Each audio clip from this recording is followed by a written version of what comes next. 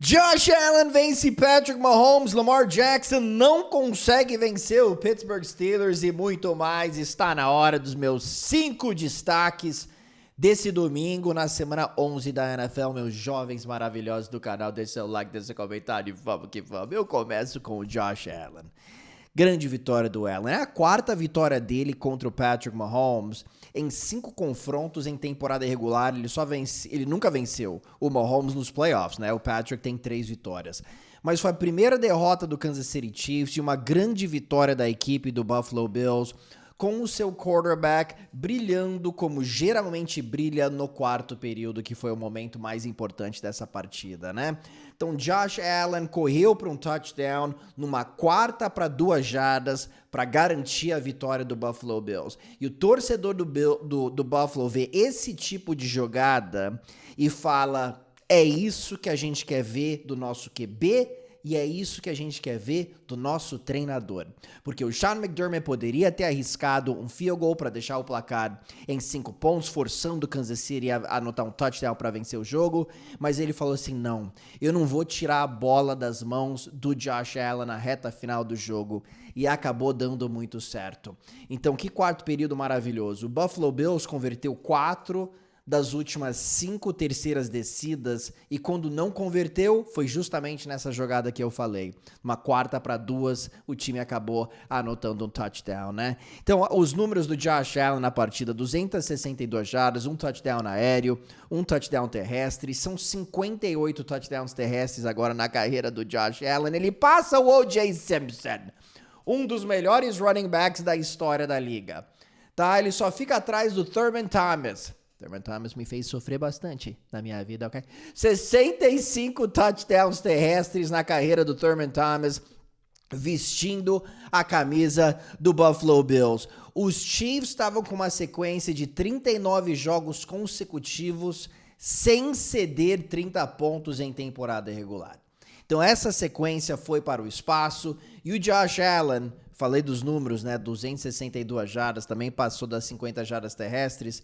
Teve o 15º jogo dele de pelo menos 250 jardas aéreas e 50 terrestres. É a melhor marca da história da NFL. Então eu acho que foi uma vitória importante para Buffalo, especialmente depois da derrota no ano passado nos playoffs, um jogo que os Bills perderam por 3 pontos. Eu acho que psicologicamente foi algo muito importante para a equipe de Buffalo, e o Kansas City Chiefs não vai ficar nem um pouquinho abalado com essa derrota. Tá? O Kansas City Chiefs é um time ultra mega resiliente, né? Venceu os últimos 2 Super Bowls, tá mais do que acostumado com a adversidade e vai dar a volta por cima com toda certeza. Mas nesse jogo, o Patrick Mahomes foi pressionado com frequência, e na semana passada também. Isso é algo que Kansas City precisa endereçar o mais rápido possível, porque os últimos 2 jogos foram os 2 piores em termos de pressão no quarterback desde 2021, tá? Então, grande trabalho do Buffalo Bills, mas a gente vê talvez uma tendência preocupante aí na linha ofensiva do Kansas City Chiefs. Mas Josh Allen brilhou, e ele tinha que brilhar, ele tem pedigree, e ele foi lá e deu conta do recado. Grande vitória do Buffalo Bills em casa contra o Kansas City Chiefs. Buffalo já garantiu a divisão, né? Ok! Buffalo já basicamente garantiu a divisão, a gente sabe disso.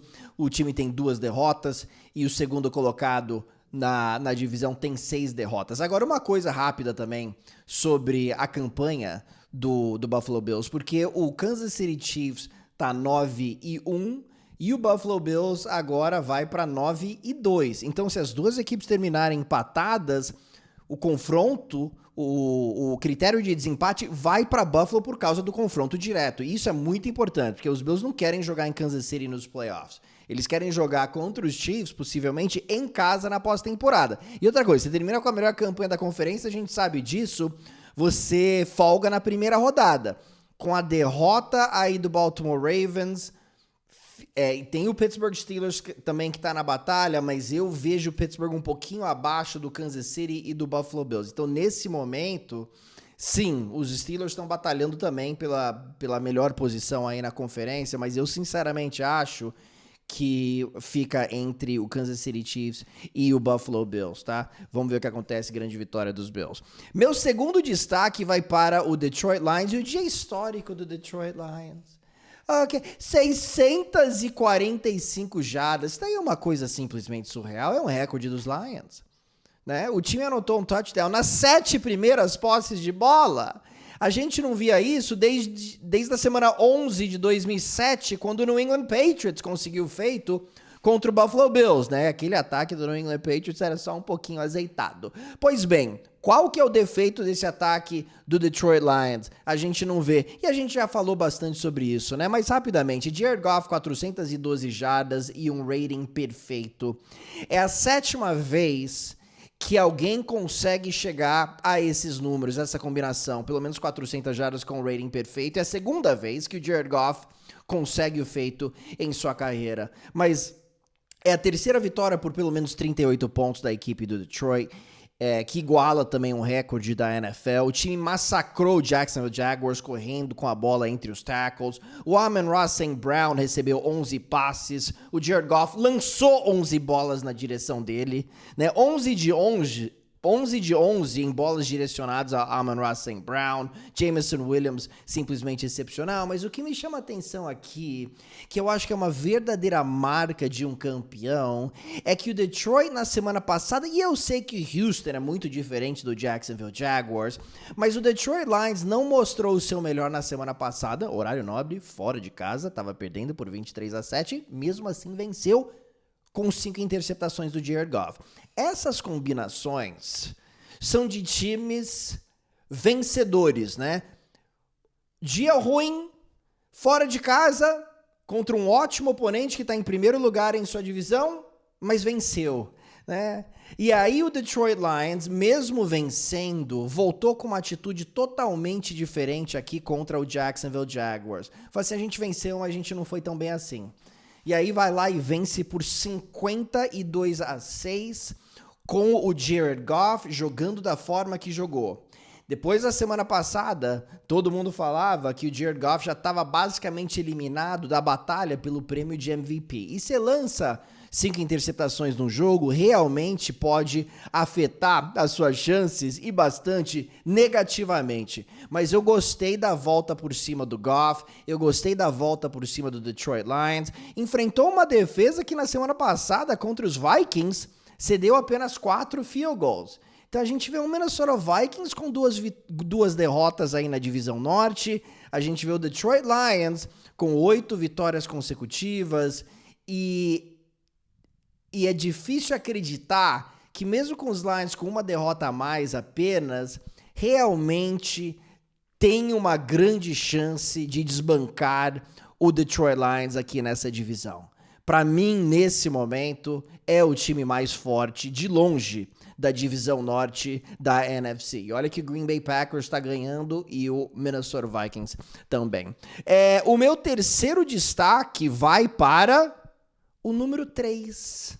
Várias coisas que aconteceram 3 vezes em alguns jogos nessa semana. Eu começo com o Miami Dolphins enfrentando os Raiders. Os Dolphins tiveram 3 campanhas de pelo menos 7 minutos e 47 segundos. Foram 2 campanhas acima de 8 minutos na vitória em cima dos Raiders por 34-19, que é uma coisa interessante quando se fala dos Dolphins, porque com o Tua, nesse sistema do Mike McDaniel, a gente tá acostumado a ver jogadas explosivas, campanhas rápidas. Pois bem, esse time dos Dolphins essa temporada tá bem diferente, o time tá 4-6, também o Tua ficou fora de 4 jogos, isso aí arruinou a temporada do Miami, que ainda busca se recuperar, aí entrar na batalha pela pós-temporada.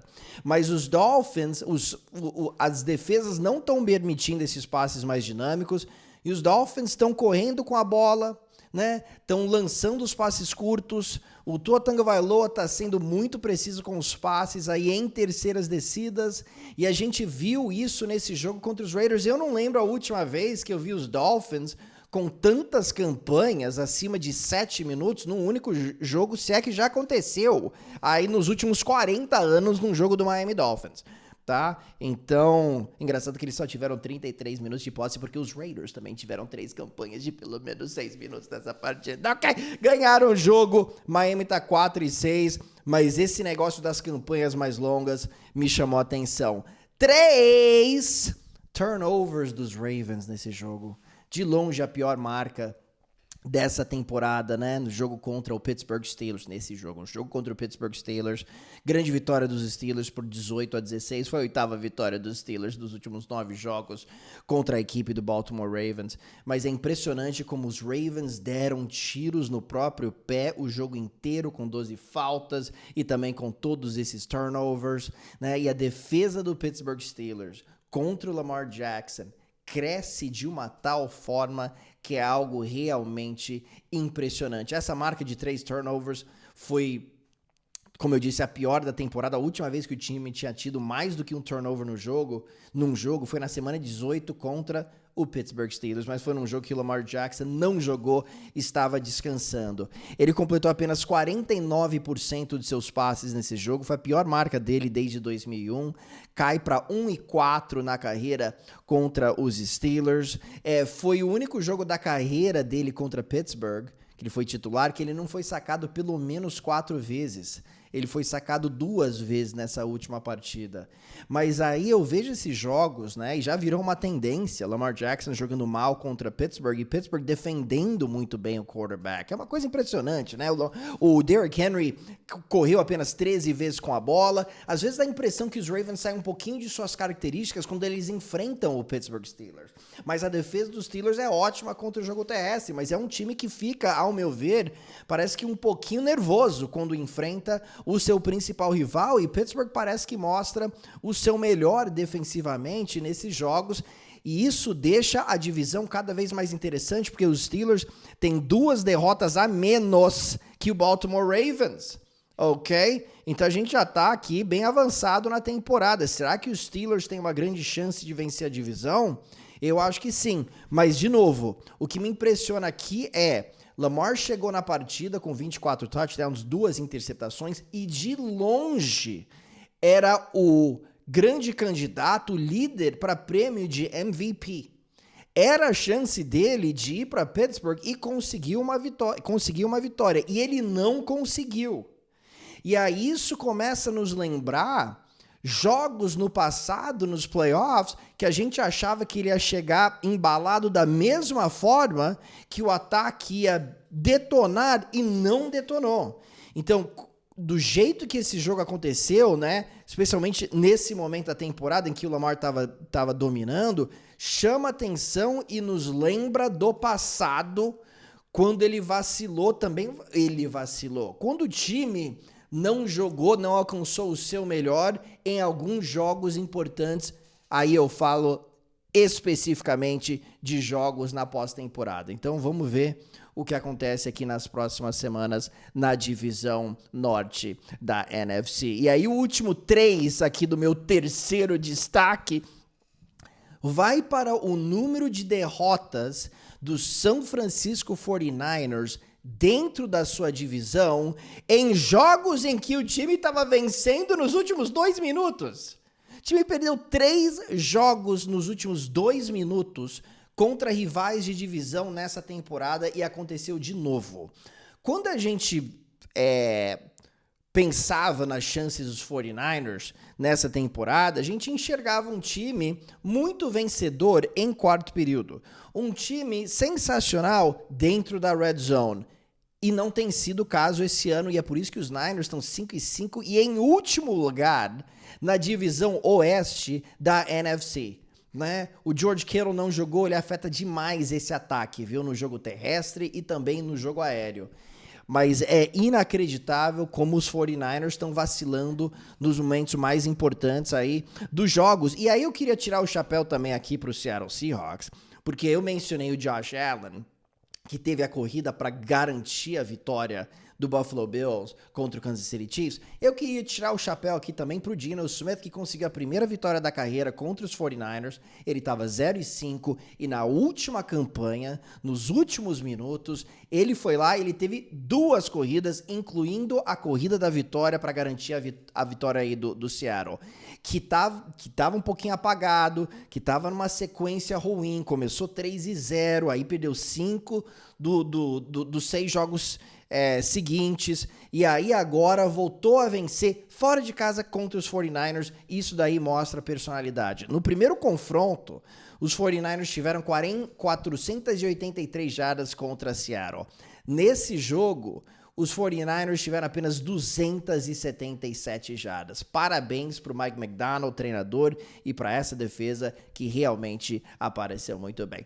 Meu quarto destaque vai para os Cincinnati Bengals, desperdiçando talvez a melhor temporada da carreira do Joe Burrow e a melhor também do Ja'Marr Chase. Quando a gente leva em consideração que Joe Burrow é líder da NFL em touchdowns, ele tem 27, ele é o líder da NFL em jardas, tem mais do que 3.000, e ele é o líder em QBR, que é aquele rating, né, índice de produtividade da ESPN que vai de 0 a 100, ele é líder nesses 3 quesitos, e o Ja'Marr Chase também é líder da NFL em recepções, jardas e touchdowns recebidos, e o time tá 4-7, é uma coisa que a gente fica simplesmente estarrecido.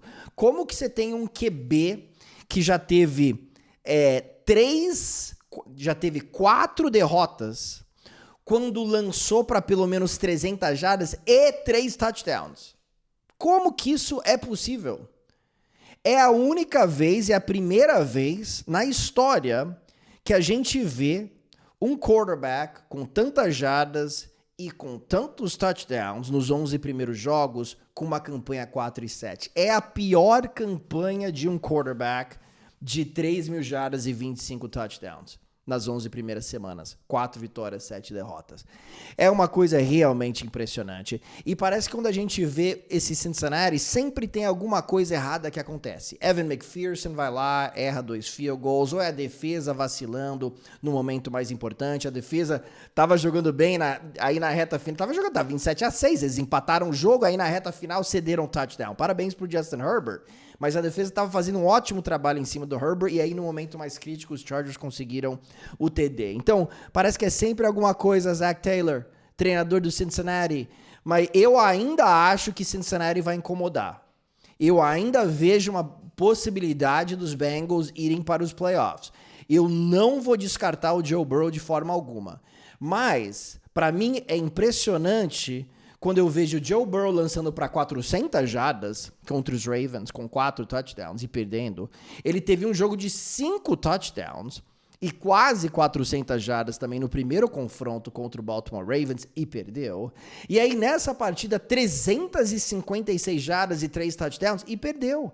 É surreal, né? 250 jardas, beleza, você perde, mas são números muito, muito, muito expressivos para um cara que, se o time dele tivesse 7-4, talvez seria o favorito ao prêmio de MVP, né? Então, meu Deus do céu, como o Cincinnati Bengals está desperdiçando essa grande temporada do Joe Burrow e também do Ja'Marr Chase. Ja'Marr Chase mais do que 260 jardas na semana passada contra o Baltimore, e o time perdeu por 35-34. Mas ainda acho que o Cincinnati Bengals vai fazer barulho nessa temporada. Não vou descartar os Bengals, porque eu acho que um time 9-8 vai para os playoffs esse ano na Conferência Americana. E aí o meu quinto e último destaque, vai para o Caleb Williams. Eu sei que os Bears perderam, e, nossa senhora, e doeu, né? Doeu na alma, né, torcedor dos Bears? A 11ª derrota consecutiva contra o Green Bay Packers. Você posiciona o seu jogador mais consistente, que é o Cairo Santos, brasileiro, para um chute de 46 jardas, né? A chance de ele acertar esse chute é de 95%, basicamente, e o chute é bloqueado. Que balde de água fria, especialmente do jeito que tudo aconteceu até a tentativa, porque os Packers viraram o jogo na reta final e aí a bola estava nas mãos de Caleb Williams. Caleb Williams, 2 minutos no relógio, contra o principal rival, em casa. Você tá jogando bem, se vira. O que ele faz? 3ª para 19, passe maravilhoso pro Rome Odunze. 4ª para 16 jardas. 4ª para 3, back shoulder espetacular pro Odunze aí também, 21 jardas. Mais um passe pro Keenan Allen. Ele posicionou o kicker, né? Ele fez o que ele tinha que fazer. Ia ser uma vitória maiúscula, ia ser meio que a volta por cima do Caleb Williams nessa temporada. Só que aí deu errado no chute. Mas eu queria destacar algumas coisas. Ele correu para 70 jardas nessa partida, converteu algumas quartas descidas também com as pernas, soltou rapidamente a bola. Thomas Brown, o novo coordenador ofensivo, né, que tava o play caller, novo play caller, fez um bom trabalho em passes curtos, fazendo o Caleb Williams soltar rapidamente a bola. E com isso ele foi bem protegido no pocket, não segurou demais a bola. Então, teve muitos detalhes que eu vi nessa partida que eu gostei bastante, pensando aqui no futuro do Caleb Williams, né? E eu acho que mesmo saindo derrotado, eu acho que ele saiu mais confiante pelo trabalho que ele mostrou nessa partida. Grande vitória do Green Bay, o Jordan Love teve algumas jogadas espetaculares, mas o Caleb Williams, eu achei que ele deu um passo pra frente nessa última partida contra o Green Bay Packers. Não é verdade, meus jovens maravilhosos? Deixe o seu like, deixe o seu comentário, né? E vamos nos falando aqui no canal. Ok? NFL Brasil e Paulo Antunes, os 5 destaques da semana 11. Tchau!